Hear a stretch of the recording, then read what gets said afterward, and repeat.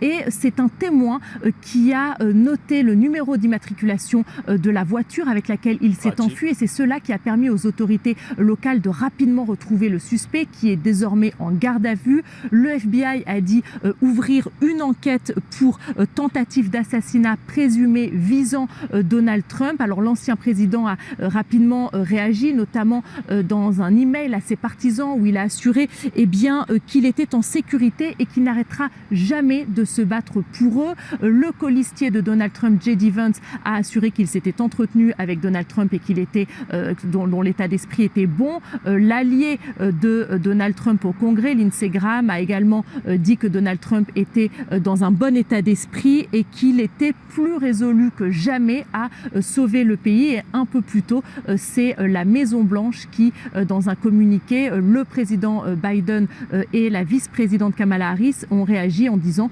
qu'ils étaient soulagés de savoir Donald Trump sain et sauf. Salut tout le monde, nouvelle vidéo React. Je ne sais pas si vous l'avez appris, mais Donald Trump a encore survécu à une nouvelle tentative d'assassinat.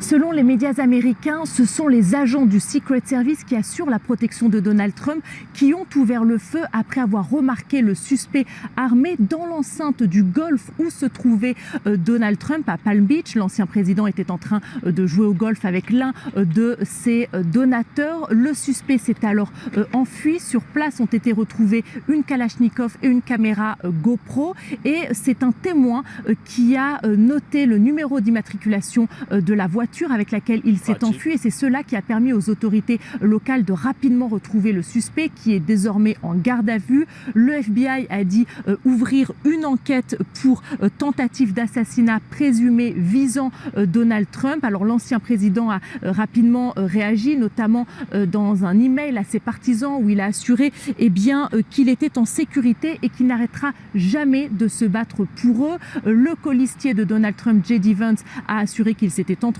avec Donald Trump et qu'il était, dont l'état d'esprit était bon. L'allié de Donald Trump au Congrès, Lindsey Graham, a également dit que Donald Trump était dans un bon état d'esprit et qu'il était plus résolu que jamais à sauver le pays. Et un peu plus tôt, c'est la Maison-Blanche qui, dans un communiqué, le président Biden et la vice-présidente Kamala Harris ont réagi en disant qu'ils étaient soulagés de savoir Donald Trump sain et sauf. Voilà, donc il y a encore eu une nouvelle tentative d'assassinat contre Trump, ce qui en fait beaucoup quand même. En plus, en une seule campagne présidentielle, c'est énorme.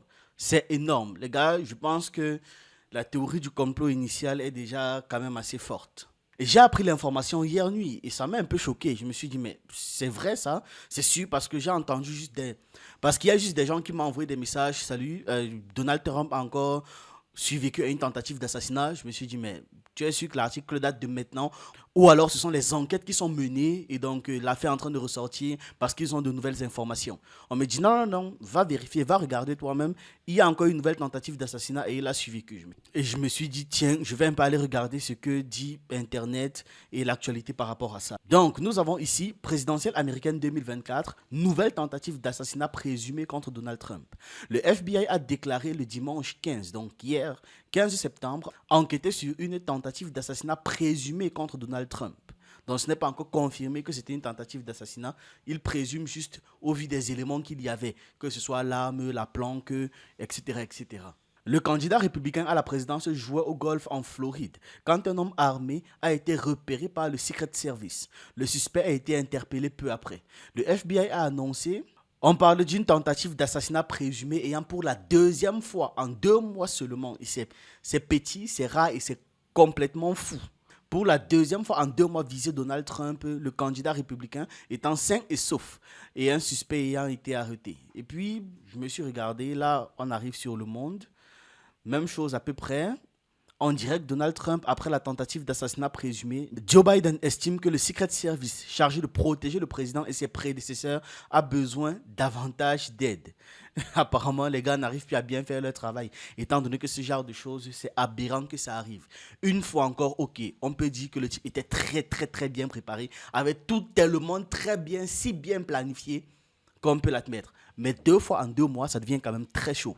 L'ancien président américain se trouvait sur un parcours de golf à son nom quand les coups de feu ont été tirés dimanche. La première tentative d'assassinat de Donald Trump en juillet avait conduit à la démission du chef du Secret Service.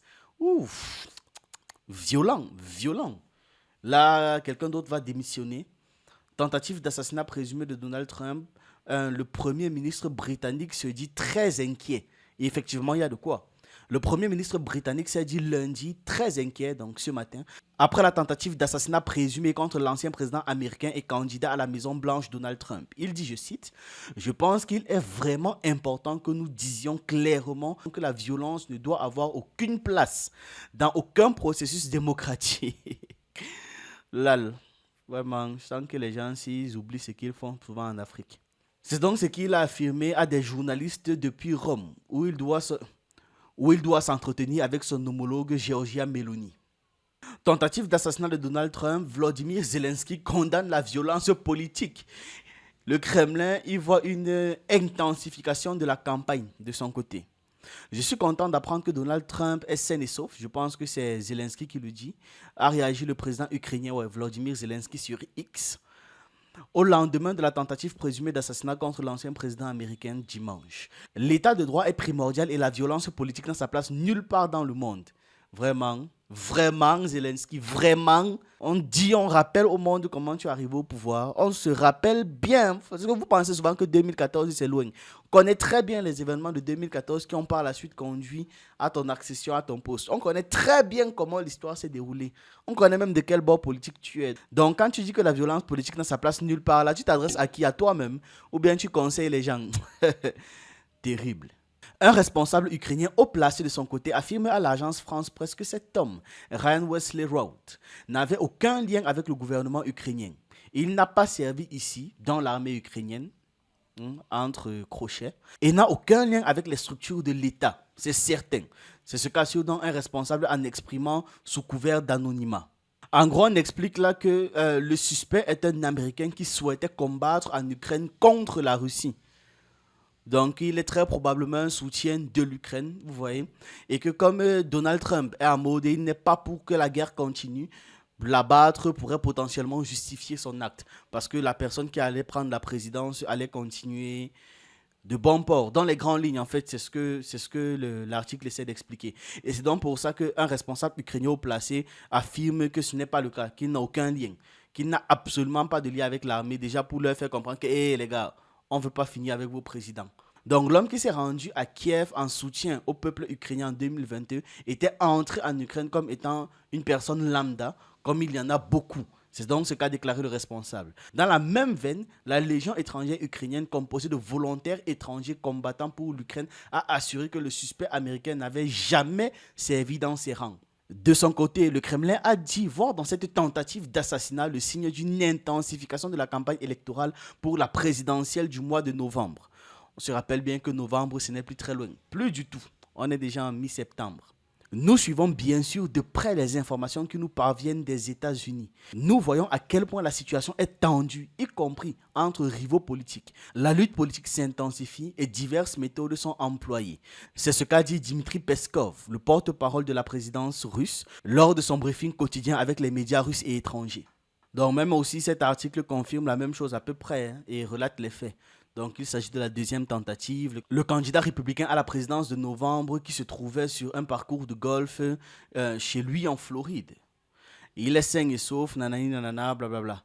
Plusieurs agents ont ouvert le feu, nanani nanana, les inquiétudes quant à la sécurité ravivées. La tentative d'assassinat s'est produite 64 jours seulement, c'est vrai qu'à peine 2 mois. Après celle du 13 juillet contre Donald Trump lors de son meeting de campagne en plein air à Butler, qui se situe en Pennsylvanie. Un spectateur d'ailleurs avait été tué et 2 autres avaient été blessés, tout comme le milliardaire touché à l'oreille. C'est ce que rappelle le Wall Street Journal. Si Donald Trump est sorti indemne de l'incident ce dimanche, comme l'écrit le Washington Post, celui-ci ravive les inquiétudes quant à sa sécurité au plus fort de la campagne électorale précédant les élections du 5 novembre seulement. Donc c'est même en début novembre qu'il y aura les élections. Le Secret Service considère depuis longtemps les terrains de golf comme particulièrement difficiles à sécuriser. C'est ce qu'exprime le journal, notamment parce qu'ils sont situés à proximité de zones à forte circulation. La faille. Bien que les country clubs de Donald Trump en Floride et au New Jersey ne soient pas ouverts au public, certaines parties des terrains de golf, ici en l'occurrence, sont visibles depuis la périphérie Interrogé lors d'une conférence de presse sur la manière dont la faille se serait produite, selon les mots du site d'information politique, le shérif du comté de Palm Beach, Rick Brownshaw, a fait remarquer que Donald Trump n'était pas le président en exercice en ce moment et que les mesures de sécurité n'étaient pas strictes qu'elles le seraient pour un président en exercice. Ouais, en même temps, ça peut s'expliquer. Ça peut s'expliquer. C'est un candidat. Ce n'est pas le président, c'est un ancien président. Donc, il a accès à la sécurité d'un ancien président et d'un candidat, mais il n'a pas forcément accès à la sécurité du président. En même temps, c'est un milliardaire, il peut très bien se payer une sécurité extrêmement efficace. Cette deuxième tentative d'assassinat soulève donc des questions sur le Secret Service. Note toutefois le New York Times. Déjà que la première fois, on avait viré le directeur. Bon, je pense que là, ce sera un peu plus léger quand même. La police d'élite chargée de la protection des présidents, anciens présidents et personnalités politiques de premier plan a considérablement renforcé les mesures de protection de M. Trump après avoir fait l'objet d'intenses critiques cet été et a notamment mis en place des agents supplémentaires et un renforcement des services de renseignement sur le terrain. Mais le fait qu'un homme armé ait pu s'approcher avec un fusil, un semi-automatique à lunettes télescopiques, si près de l'ancien président à environ 300 à 500 mètres, souligne combien de problèmes urgents qui ont été présentés, qui ont été exposés à Butler, du moins à cause des événements de Butler, restent non résolus et combien il est difficile pour le Secret Service de répondre à un environnement politique imprévisible et de plus en plus violent. Donc, on commence dans les grandes lignes à un peu comprendre l'ordre des événements, comment est-ce que ça s'est passé. Il y a des précisions sur cette possible tentative d'assassinat qui semble de plus en plus avérée. La difficulté pour avoir des informations là-dedans, c'est que normalement, dans une campagne, il y a un pool de journalistes qui suit le candidat. Et Trump, lui, a refusé. Donc, on n'a pas des sources journalistiques qui sont habituellement les journalistes qui suivent le candidat en campagne ou l'ancien président en campagne. Et donc, on s'en tient à ce qu'on sait donc, des shérifs. Ah, je vois un peu le problème en fait qui se pose. Là, on ne peut même pas vraiment comprendre ce qui se passe. La difficulté réside dans le fait que l'information n'est pas transmise étant donné que les journalistes qui sont censés suivre H24, la personne en campagne, ici en l'occurrence Donald Trump, ne sont pas là, vu qu'il a refusé leur présence. Ah, je comprends maintenant le souci. C'est pour ça que la communication est un peu compliquée, que même pour que l'information transite, ça devient un peu serré, ça coince quoi. On est maintenant obligé de s'accrocher à d'autres témoignages, d'autres faits et à des déclarations officielles. Et vous connaissez le problème des déclarations officielles, quoique ce n'est pas non plus quand il y a les journalistes que ça veut dire qu'on ne filtre pas les informations qui passent. On a entendu, et ce qu'on sait aussi de l'entourage de Donald Trump. Et donc c'est pour ça qu'à ce stade, on n'a pas tant d'informations que ça. On a entendu, donc là on a vu quelques réactions, notamment celle de son running mate, J.D. Vance, candidat à la vice-présidence, qui a dit qu'il avait pu parler avec Donald Trump et qu'il l'avait trouvé dans un esprit très positif. C'est ce que... Forcément, le gars ne peut pas dire que votre président, votre potentiel futur président était affaibli, dans le doute, inquiet quant à sa vie, patati. Il peut pas le dire.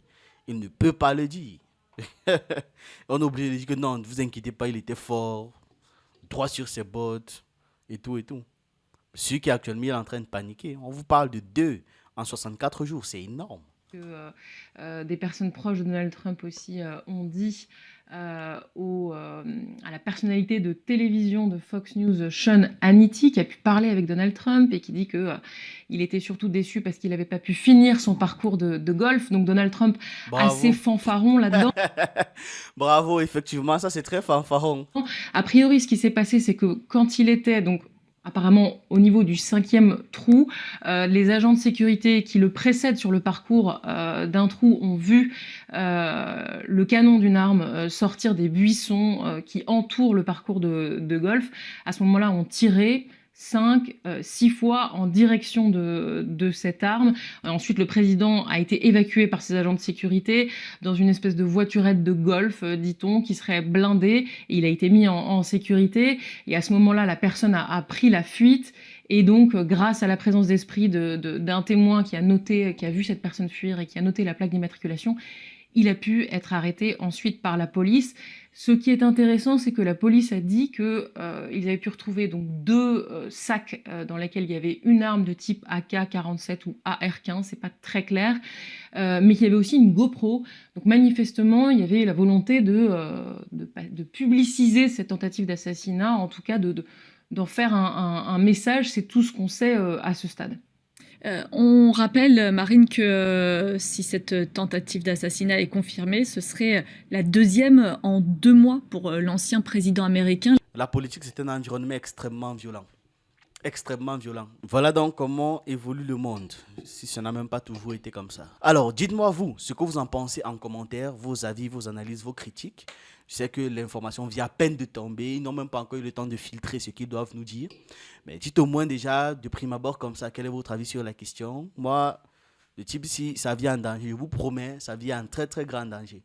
À raison ou à tort, je ne sais pas, mais ça vient en danger. Et donc, dites-moi ce que vous en pensez. J'attends vos avis pour les lire. On va les commenter ensemble.